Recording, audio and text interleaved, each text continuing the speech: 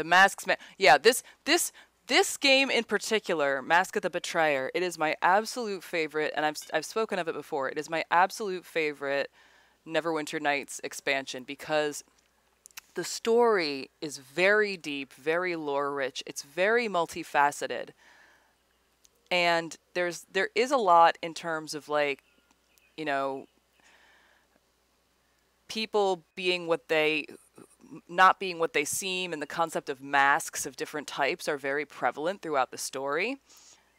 It is not a happy story per se, but there's so many layers to it and so many little things. There's one piece of it, and I actually made sure this time that I had the right character with enough wisdom and lore to get through, because there's an aspect of this game towards the very end that literally 10 years playing the game over and over, I didn't know until I had a character wise enough to figure it out. And I was like, why did I not see that from the beginning? Anyway, this is my absolute favorite. A person or a god becomes the mask she wears, but as you say, that which lies underneath remains always the same. In the end, there must be a reckoning between them. The figure holding it is Akachi, sometimes known as Akachi the Betrayer, for leading a revolt against his own god. His blade is said to be a sword of silver. Its surface flowed like water over allies and friends, but could wound the spirits of any enemy it touched. That is because the silver sword of Gith is a type of sword that is given to astral travelers, or at least among the Githyanki and the Githzerai. The silver swords of the Githyanki it is, not the Githzerai, but the Githyanki, their silver swords can actually cut the cords of astral travelers, severing them from their plane. So my DM gave me what he called the Book of Wit. And the Book of Wit, I could take one letter of a spell, change it, and cast the spell. So I was a Tempest cleric, like cleric of the Tempest domain. We're doing Storm King's Thunder. I forget, I want to say there was an encounter on a boat. We were surrounded, like well and truly surrounded. And I knew that we needed like a hard AoE hit.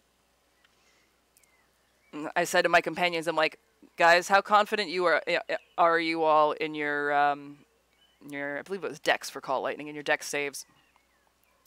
And they're like, whatever it is, just do it. We need to get out of here. Like, we'll revive, if people like fall, we'll revive them later. Just whatever you're going to do it. So I said, I'm going to take the Book of Wit and I'm going to cast all light. Well, first I asked them, like, is it cloudy outside? And it was. Then I cast Call Lightning from, I believe a 5th level slot was 5d10. But because it was cloudy outside and already storming, I got an extra d10. Then I used my Channel Divinity to max out the damage. But instead of Call Lightning, I used my Book of Wit to cast all lightning. That fight was pretty short. And yes, we did have to pull a couple people up, but it worked. And why the hell is she all the way over there?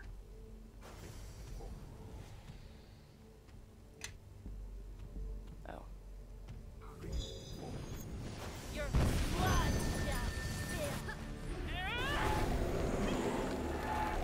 That's your own fault for leading him all the hell the way out here. You want to go solo a dude, you can go die. This is what happens when you split the party. You go over and get killed.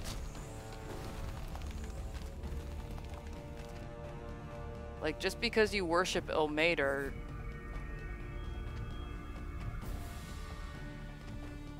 like, it's supposed to be your like, if you want to indulge in suffering, great. Just don't make the rest of us suffer.